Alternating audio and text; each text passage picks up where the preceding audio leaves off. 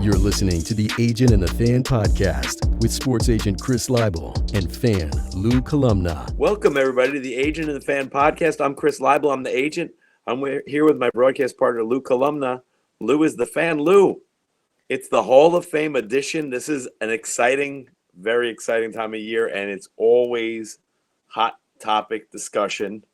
The Hall of Fame voting just came in, and I'm going to be curious to hear your take. I definitely have strong takes, and we also have a very special guest coming on, Tyler Kepner, who actually is a Hall of Fame voter, who is with The Athletic. He's a longtime baseball columnist and a true passionate baseball fan himself. So I'm going to be really interested, and I know I have a lot of things to ask him, and I know you do too. But how you doing, Lou? I'm doing great, man. This is one of my favorite times of the year from a baseball perspective, right? You get to see who's coming in, what are the tallies with, because you see like the early voting, and you see guys like you'll see like A-Rod like 80%, right?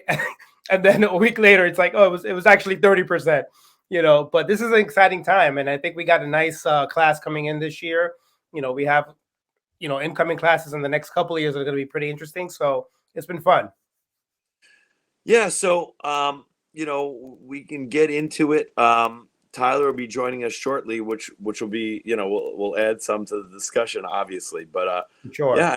So the three guys that got inducted: Adrian Beltre, Todd Helton, Joe Mauer. Coming in, it seemed like Beltre was a slam dunk. I think everybody thought that was a slam dunk. Joe Mauer, I think most people thought was a slam dunk, both first ballot guys, but I think most people thought he was a slam dunk. I do want to talk about Joe. Todd Helton was a guy who's been on the ballot for a bunch of years now, who seemed to be getting some steam, but seemed like it was a coin flip coming in. So that was where the real drama lied. And then obviously there was a handful of guys below the three that got in that just missed, led by Billy Wagner, the closer who really just came a little shy in his ninth year. And then, of course, Gary Sheffield, who in his last year of eligibility to be voted in did not, came short. So, let's get right into it and talk about this. Adrian Beltre. Well, before we go there, sorry to cut you off. I wanted to ask you one question before we begin this. Yeah. Are you one of these people that say is he a Hall of Famer or not? Or are you one of these like that you look at the numbers and it takes you time? Okay, so here's the thing. I am a very big eye test person, okay? I honestly don't. When I have the chance, I love to delve into stats. I've always been a stat guy, but I am a very big believer in the eye test. And there's just certain people. I have the list here of who are the nominees, and on that list, there's just people that in my mind, without even looking at any stat, I'm like, that's a Hall of Famer. That's not a Hall of Famer. Okay, so I'm a big proponent of that. Then I'll delve into the stats eventually and go, well, this guy belongs or this guy doesn't. Okay. So it's an interesting process that I do want to get into more and more, but I'm really a big believer, like Adrian Beltre. And I'm going to just, as a disclaimer, I'm going to say I have clients on the list that I represented. A guy like Adrian Beltre, I've hung out with many times. I know him, and is an awesome dude, really good guy, funny. Just smart. Don't touch his head. What's that? Just don't touch his head. Don't touch his head, but he's an awesome guy. I love Adrian Beltre. By the way, I hate when people touch my head. So I agree with that. But I don't know Todd Helton, but I've enjoyed his career going back to when he was quarterbacking at University of Tennessee. And Joe Mauer, I've had a chance to spend time with Joe, and Joe is an awesome dude. Also, such a nice, humble guy, really nice person. Another two-sport guy who actually turned down, was going to go to Florida State before he became the first pick in the draft. Whoa. Actually was considering University of Miami. He told me that Butch Davis left right before. That's another story. But anyway, Billy Wagner, I don't know. Gary Sheffield, I do know. We get more and more into this. But as far as I'm a big believer in the eye test. They're on the list of these guys who are nominees. There's so many great, great baseball players. But to me, I'm a snob when it comes to the Hall of Fame. Yeah. I honestly, truly believe that it should be the best of the best. And to me, what's happened to the Hall of Fame is it's gone from being the Hall of Fame to the Hall of Stars. And Agreed. that I'm not a huge fan of because I put some of these guys on a pedestal. But when you see some of the names that have gotten in, and through the years, it's not only recently, over the years, sometimes it's politics. Sometimes you're just like, why is this guy in and this guy not in? Why has this guy gotten so much, pull and, gotten so much, rolled up so much steam to get to the high point? Why has this guy never gotten any steam? Great questions to be asked. But I think at the end of the day, it's still the Hall of Fame, and it's awesome.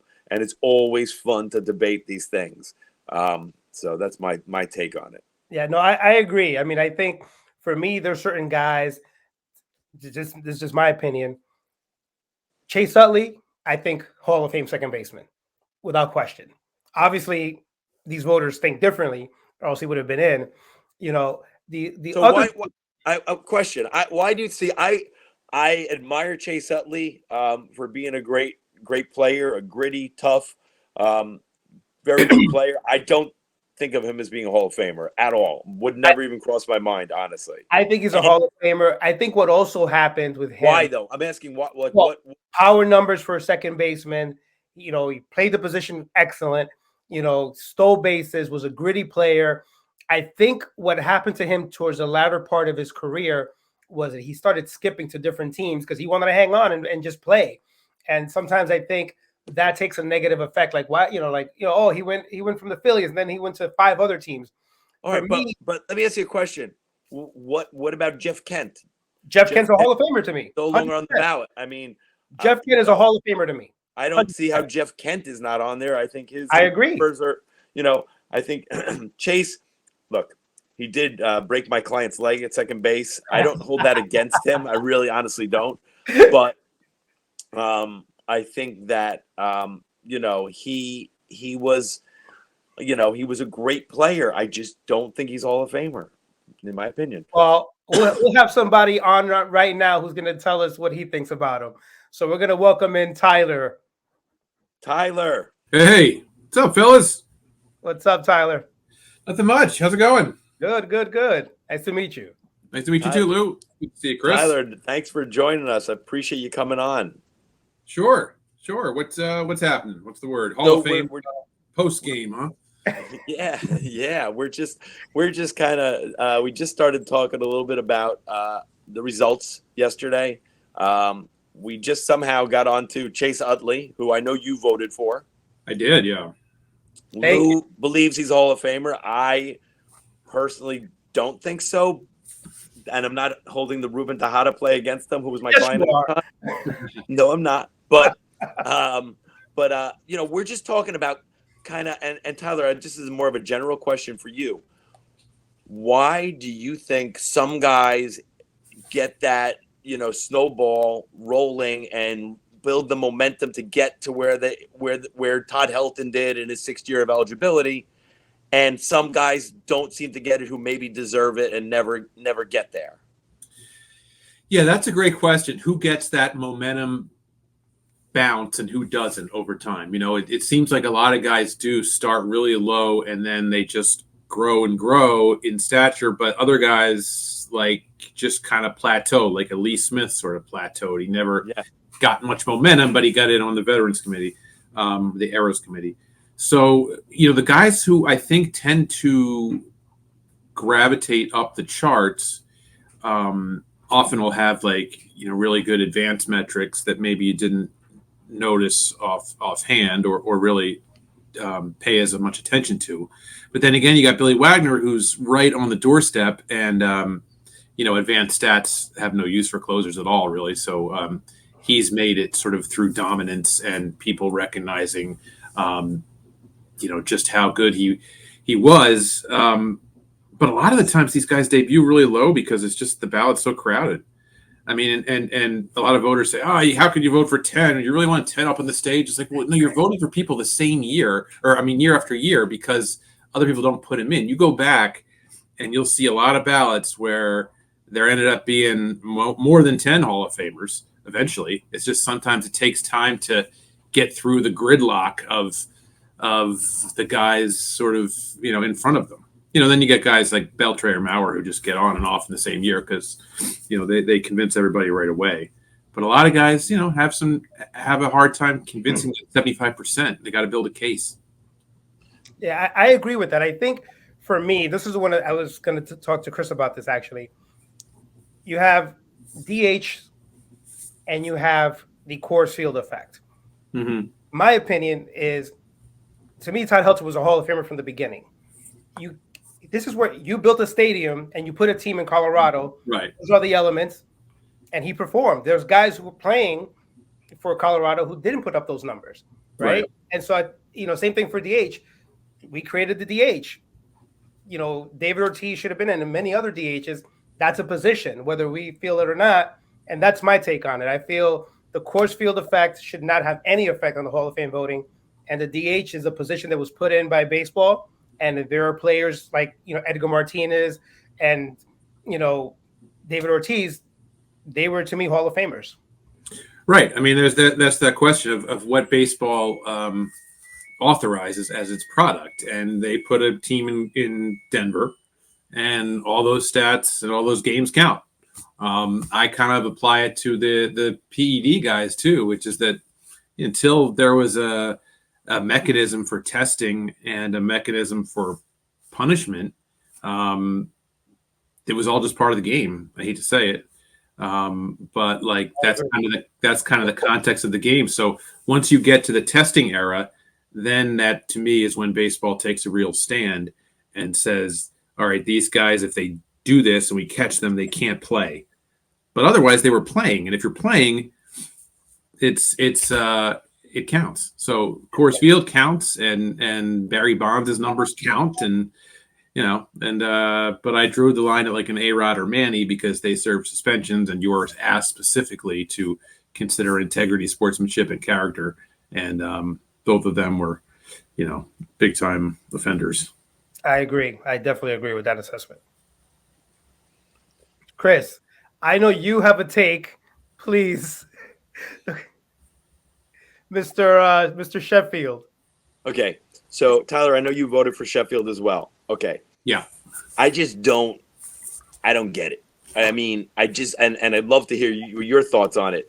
How is Gary Sheffield not a Hall of Famer? His numbers are outstanding. The guy has, to me, I'm a huge believer in length and consistency of career.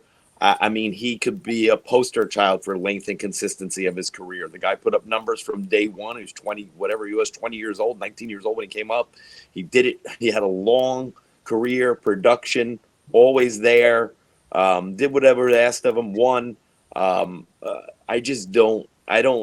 know there was the Balco thing, which I'm curious to hear your take on it, Tyler. But, I don't think he was. I know it might be guilt by association, but I don't think he was ever, called out for, PEDs or anything. I don't understand how Sheffield is not in. To me, he's one of the best players. He's one of the best players I've ever seen. And I mean, he's an automatic, in my opinion. I agree. He's easy for me. He's one I don't even have to think much about. I mean, you just look at the numbers, look at the steady production over all those years, just like you said. I think before you even get, though, to the PED issue, I think if he had been a guy who like played for only one team, let's say, or played for the majority of one team, he would maybe get that push from one franchise, the way the Mariners got behind Edgar Martinez, or the way the Rockies get behind, Helton or whoever. Like, it feels like if a guy spent his whole career with one team and is easily identified with one team, just psychologically, I think it lifts him a little bit. Like, let's say Barry Larkin hadn't played for only the Reds, let's say he played for 5 different teams, I think he would have had a harder time getting in. But instead he's in and he should be. So I think, I think that hurt Sheffield a little bit, but he would have overcome that if not for the PED thing. But then again, I don't know that his PED alleged transgressions are any worse than like David Ortiz's. And Ortiz got in. He's a largely one-team guy. I know he played for Minnesota. But Ortiz had the kind of moments and the kind of, the championships, the whole Red Sox aura thing. He got in right away, and I'm glad he did. But, even though Chef won a World Series, he didn't win an MVP, neither did Ortiz. But I think it struck a lot of people as a career that just wasn't really like magical. But I mean, you watch Sheffield, and that's a Hall of Fame. That's a Hall of Famer. And people knock him for defense. Okay, but he did make a great catch against the wall in the World Series in Cleveland in a big game and a big spot. And he also played third base. He played shortstop. Came up as a shortstop. Right. He didn't. I don't think he was like a terrible. I mean, I'm sure the metrics say it. I saw him play, but he won most of the places he went. I don't think his defense hurt that many, his teams all that much. But no, I doubt it, and I don't think whatever he was on defense certainly didn't bring down his offensive barrage, basically. Yeah, and I do think though that it is important to remember. Maybe it's just the phrasing of it, but. The writers rejected Sheffield. The writers didn't like Sheffield. Okay, well, 64% ended up voting for him. That's a landslide in any political election. It's like the Kurt Schilling thing. Oh, the writers hate Schilling. He got 70%. I mean, he got 7 out of 10 at his peak. It's just he didn't get the extra 5% you need. I mean, 75% is really hard. So you're painting with a broad brush when you say the writers. When you look at most of the writers did think Sheffield's a Hall of Famer. It's just that he was missing that 11.1% that he needed. Yeah. And that's 1 out of 10 people that he couldn't convince. It's really not that many, but it adds up. Yeah.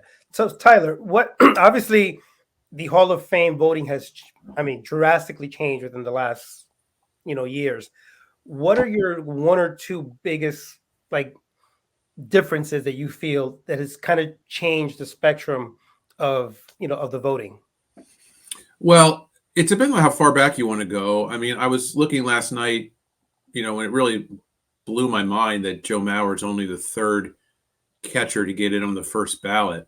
And I was looking how the heck did Yogi Berra not get in? Was it some sort of weird quirk in the voting that he was put on early? Like DiMaggio was put on when he was still active or something. So he doesn't count as a first ballot guy. The Lefty Grove, same thing. But no, Yogi was up for election in 1971, and he was 28 votes short. And I'm like, was Yogi Berra? I mean, how stingy do you have to be? I mean, so a lot of the crusty old time writers are gone, and you get a lot of the. I think you get a lot more, if anything, a lot of writers, maybe I'm included in that, err on the other side of putting too many on their ballot, people might say, or filling up all 10 spaces. But there's a lot of data out there, and there's a lot of ways to make a case. And we also have so much historical, so many precedents now, right? You look at the Hall of Fame, a lot of it's well, if I put him in, I mean, he's way better than these 5 guys who are in the Hall of Fame. So, there's a precedent. There's more precedent as we go along to say that, this guy clears the line, established by Chick Hafey or Ross Youngs or, or Harold Baines or something like that. Not that you only have to be better than the lowest ranking guy in the Hall, Freddie Lindstrom or whatever.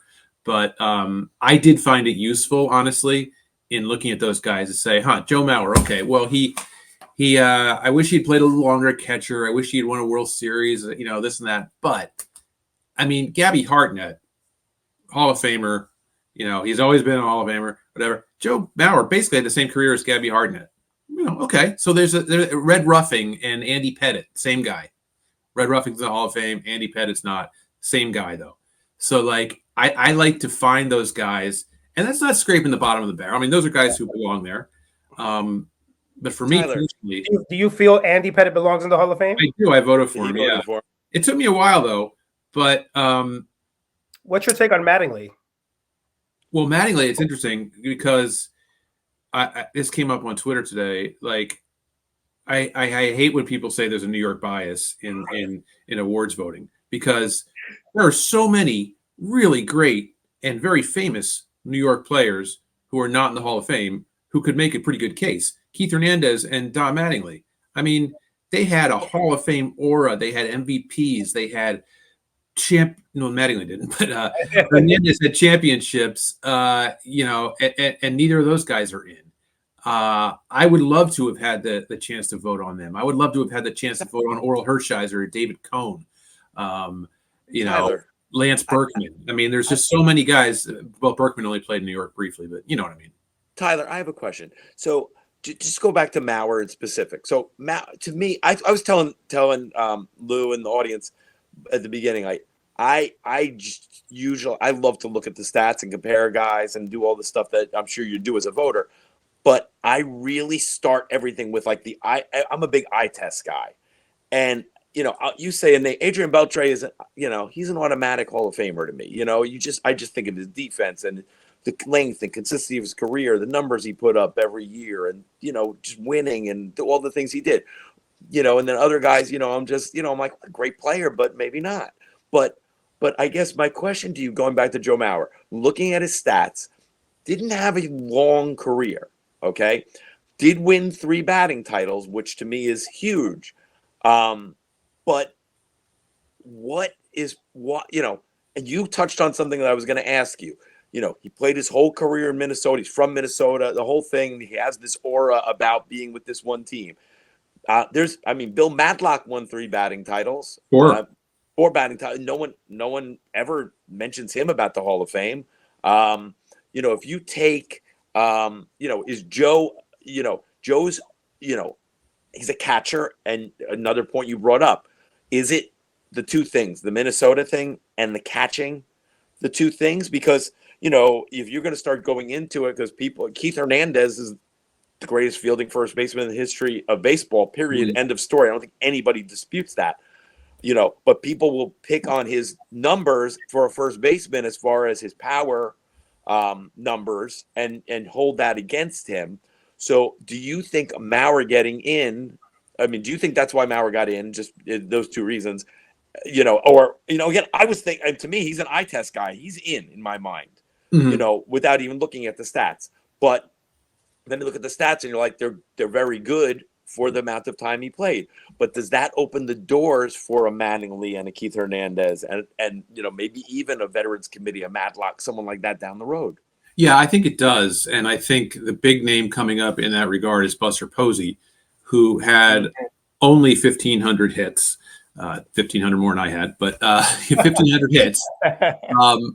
But he had an MVP and he had that aura of greatness. He won 3 championships. He was the man there for a while. He went out on a high in 21.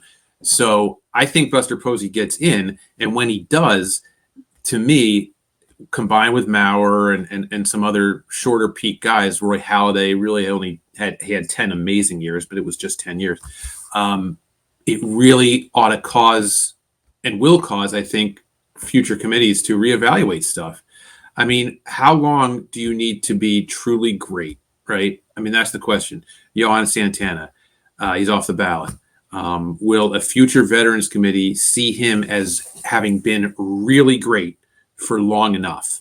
I don't know. Maybe. Don Mattingly, maybe. The only issue with the small committees is it's 16 people and you can only vote for a maximum of 3 and you still have to get 75%.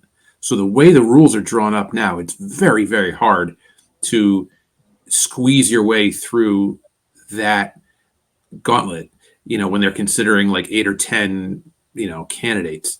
But maybe the sentiment in the room, however it's composed that particular year, will sway them in favor of Hernandez or Munson maybe, or a Santana eventually, or somebody. But once you get to that small committee, it's hard. It's really hard. And what they really value is longevity.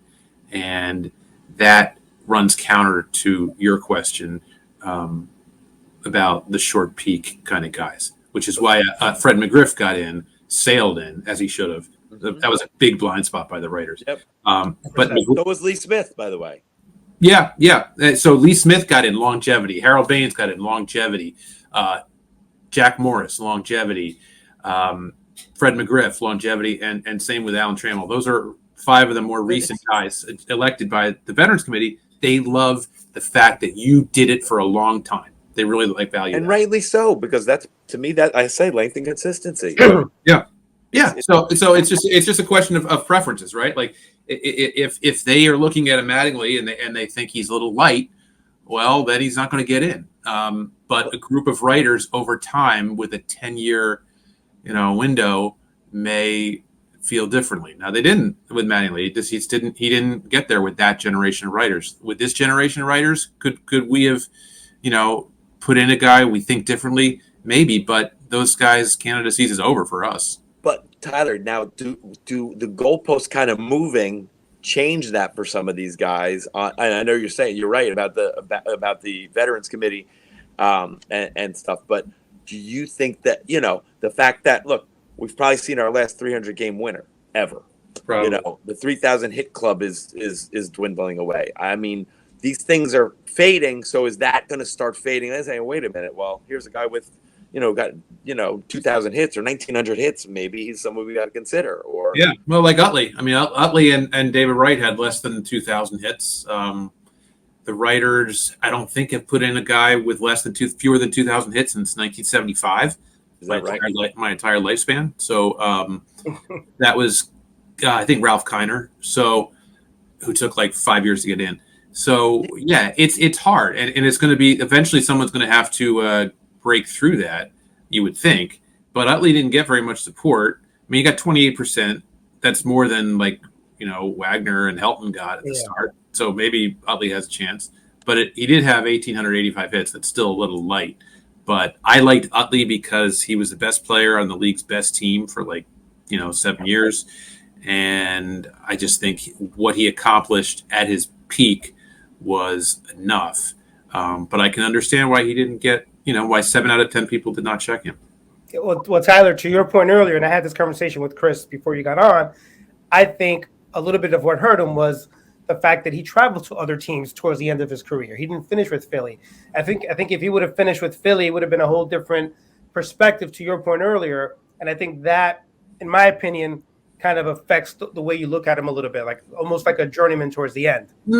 I don't know. I would disagree with that. I still think he's so associated with the Phillies. He's so revered there. Like, yes. I don't live there anymore, but growing up there, I would have said Richie Ashburn was the most popular Philadelphia athlete of all time. Steve Jeltz. Not Steve Jeltz. But now it might be Utley. I mean, everybody, what do they say about Austin Powers?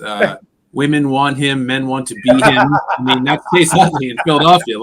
So I think he's extremely associated with one team, just like Jimmy Rollins, who was the all-time hits leader for the Phillies. They both ended up, with the Dodgers, and Rollins with a couple other places, but mostly they were Phillies. But you know what, guys? Sometimes it doesn't work. Like, look at Ryan Howard. Like, Ryan Howard had a great career, but the WAR stat absolutely hates him. Yeah, like he has fewer WAR than Jeff Jenkins from the 2008 team. So Howard doesn't sniff the Hall of Fame, but he played his whole career in Philly, and he hit more of the home runs than Todd Helton and all that stuff. But he didn't get close. So yeah. I think that's an excellent point. I think for me, a lot of these players, coming up, in these coming years is really going to kind of, I think to your point, you're talking about Buster Posey, 1,500 hits.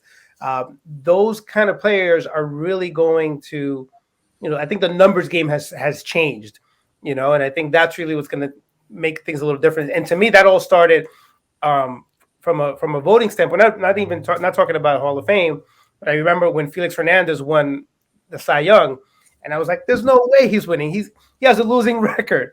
Like, he's not winning. And sure enough, he won. And I think to me, that was kind of like the change where I saw, oh, okay, things are by the numbers now. It's a lot about the numbers. Yeah, and we'll see what happens with Hernandez next year.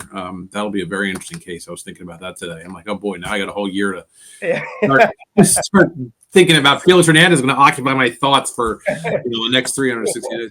All right, touch your head. Is he a Hall of Famer? You know what? I mean, if you put it that way, and I mean, gun to my head, Ichiro, yes. CC, yes. Yes. Felix, I'm still thinking about when the trigger gets pulled. So I don't know. But I don't want to say no, because then, if I vote for him, then I might be like, oh, you said it in the podcast. You heard it here first, folks. Yeah. But he was, Tyler. I did the 10-year thing for him, the 10-year look for Felix. I'm going to have to compare it to other guys, but it's pretty good. It's really good. Tyler, before we let you go, there's one guy that we haven't talked about you voted for. I'm curious what your rationale was voting. I'm not taking a side on him either way. Andrew Jones, you voted for Andrew. He's a real interesting case to me. I'm curious your thoughts on, and I know you put a lot of thought and time into this as you're just describing. Yeah, I used to think a lot about Andrew Jones's case, and I used to compare it to Dale Murphy, who I think should be in the Hall of Fame but isn't, and how they both fell off mightily after age 30, 31. But then I thought, you know what? Andrew Jones has 10 gold gloves and 400 homers. Let's not overthink this, okay? I mean, whenever he did it, whether he was 19 or 30 or 52, he had 10 gold gloves and 400 homers. I mean, that ought to be pretty much automatic. He had the big moments in the World Series when he, at Yankee Stadium, his first game when he was a kid. That's kind of what a way to, announce your presence. He helped the Braves win most of those division titles in that long stretch. The Braves have been honored quite a bit with guys in the Hall of Fame from that stretch, but I think Andrew is certainly a part of that group. So the batting average is low, and I hate the drop off. Everybody does. But for what he did for those 10 or 11 years, I just kind of decided, you know what?